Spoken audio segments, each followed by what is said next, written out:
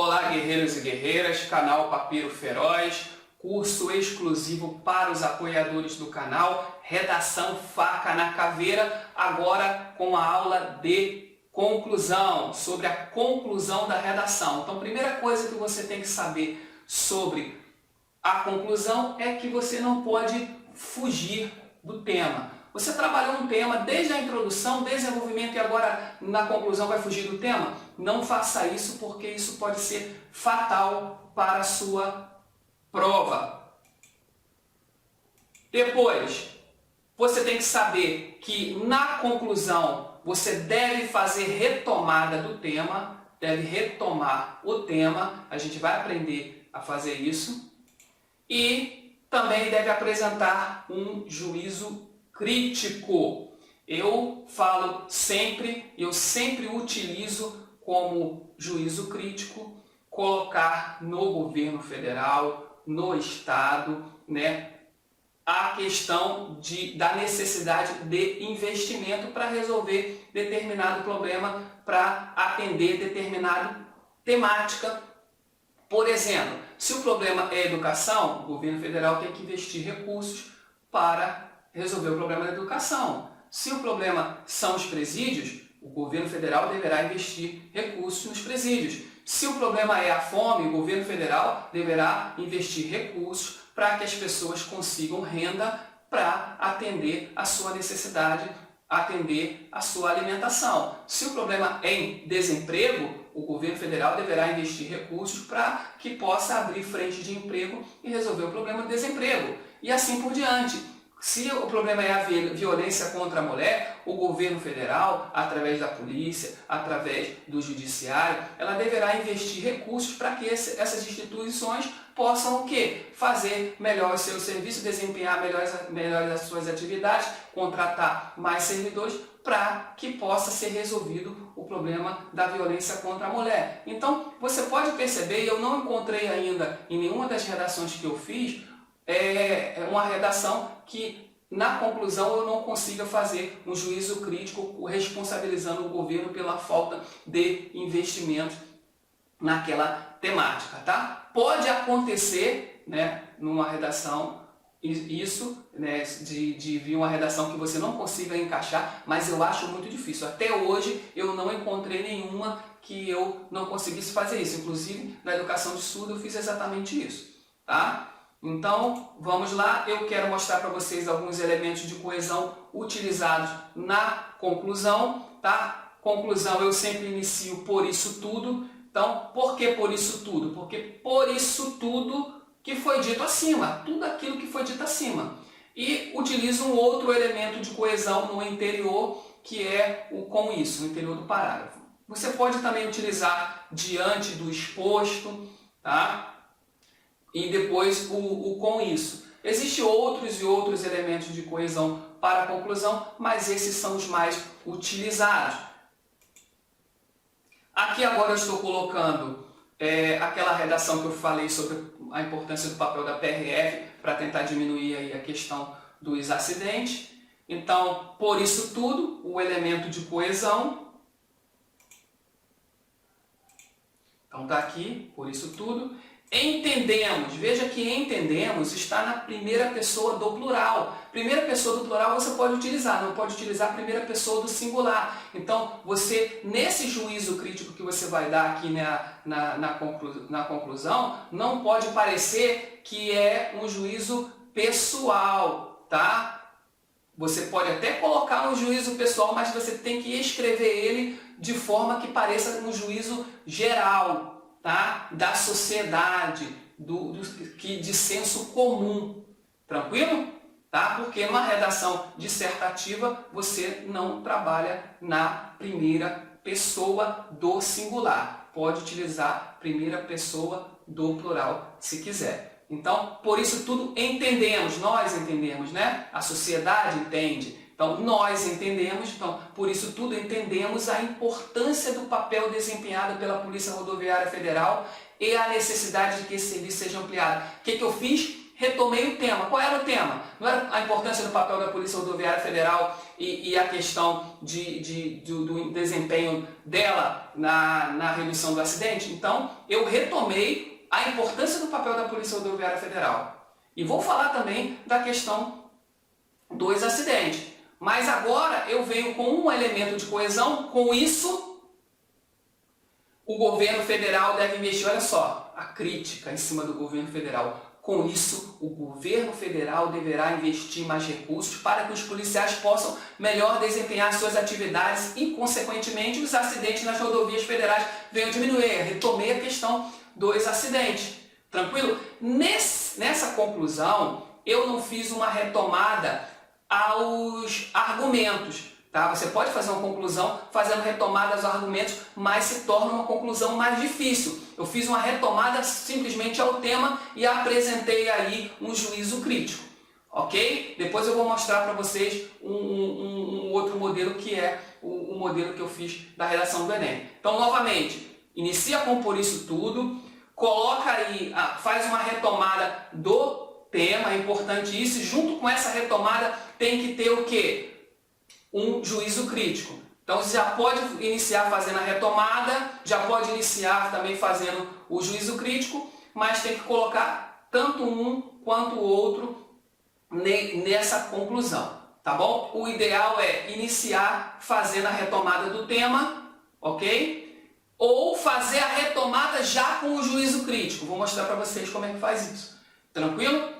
E utilizar elementos de coesão no interior. Pode ser um ou pode ser dois. O padrão é por isso tudo e com isso, então, um elemento de coesão no início, ligando ao desenvolvimento, e um outro elemento de coesão dentro do próprio parágrafo. Tá? Então vejam que eu fiz o juízo crítico colocando a culpa no governo federal. Ok? Vamos agora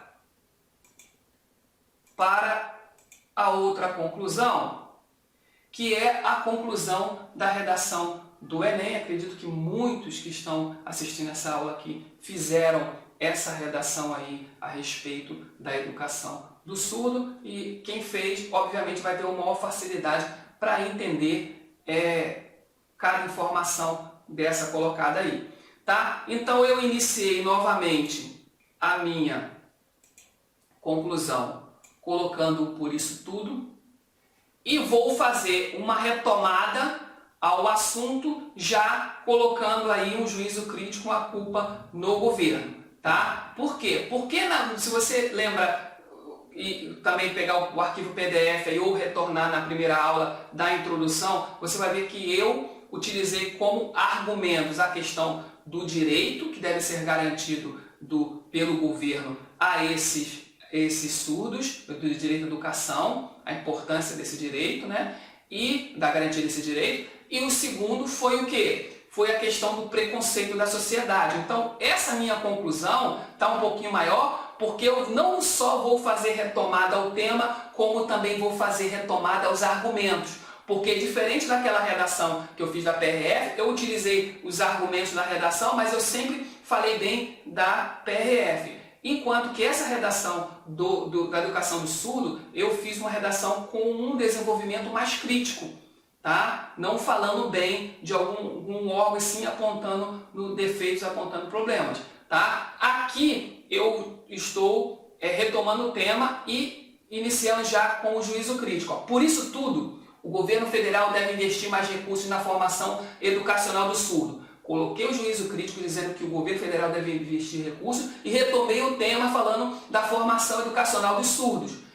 E como que o governo vai fazer isso? Ou por que ele vai investir? Ele vai investir o quê? Equipando escolas e preparando profissionais para atender essa demanda, logo garantindo o direito, né, do surdo a essa educação adequada, essa educação de qualidade. Dessa forma, um elemento de coesão. Combatendo a evasão escolar. Então, se o governo investir, a consequência vai ser o quê? O combate à evasão escolar que vem se apresentando nos últimos anos, conforme dados do Instituto Nacional de Estudos e Pesquisas Educacionais Anísio Teixeira, INEP. Então, eu citei o INEP, mas eu não tinha esse dado de cabeça. Essa informação foi dada no texto base, através de um gráfico, se não me falha a memória, que falava da evasão escolar. Então, eu peguei essa informação e como o Enem eu sei que gosta de citações históricas, de citar filósofos, de citação de dados estatísticos, né?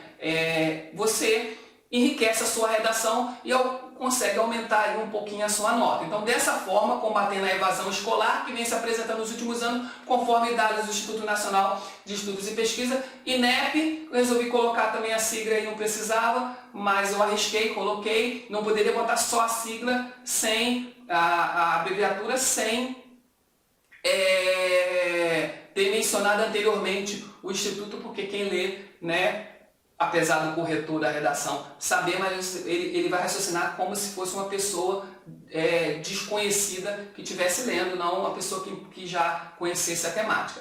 Por outro lado, eu tenho um outro elemento de coesão que eu quero falar um pouquinho mais. Eu quero falar agora do meu outro argumento, que foi a questão do preconceito. Então, por outro lado, a sociedade precisa criar oportunidades para que o deficiente auditivo seja inserido nas diversas áreas que compõem a sociedade, né? Valorizando as diferenças e construindo um Brasil mais justo e igualitário, sem espaço para preconceitos ou intolerâncias. Acabou a redação. Redação feijão com arroz, mas quase teve nota 1000. Eu vou mostrar para vocês na próxima aula, tá? Um errozinho que eu cometi na redação, não sei se foi aquilo que foi penalizado, mas vou mostrar na aula seguinte para vocês, tá? Então, tá aí a conclusão, beleza? Vocês trabalhem com esses elementos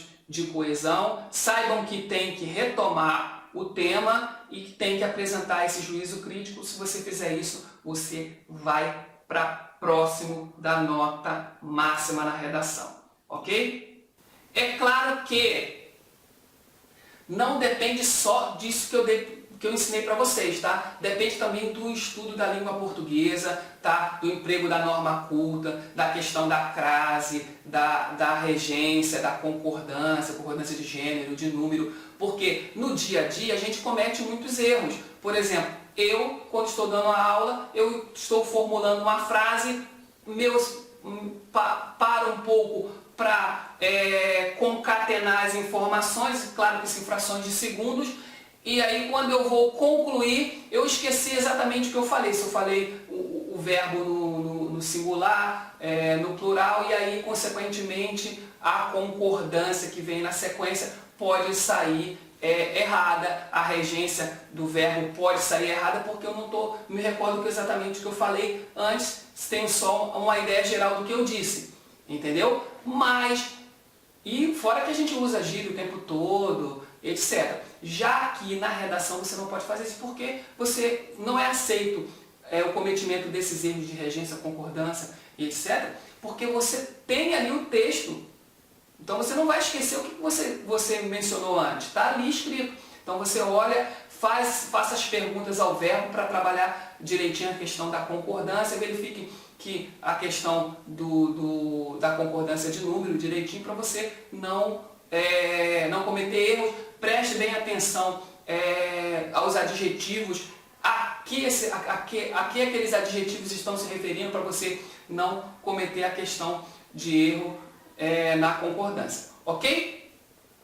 E ainda tem a questão da ortografia, acentuação gráfica, emprego de pontuação, de vírgula, de ponto e vírgula, de 2 pontos. Então tem um monte de coisa aí que pode penalizar, mas elas vão penalizar dentro do aspecto ortografia, dentro do aspecto norma culta, etc. O curso aqui está te dando um embasamento para você não cometer erros no formato da redação, introdução, desenvolvimento e conclusão, não cometer erros de coerência, de coesão e etc. As coisas têm que fazer sentido, tem que ter coerência aquilo que você está escrevendo. Tranquilo? Beleza, pessoal? Até a próxima aula. A próxima aula tem umas dicas boas aí para finalizar o curso.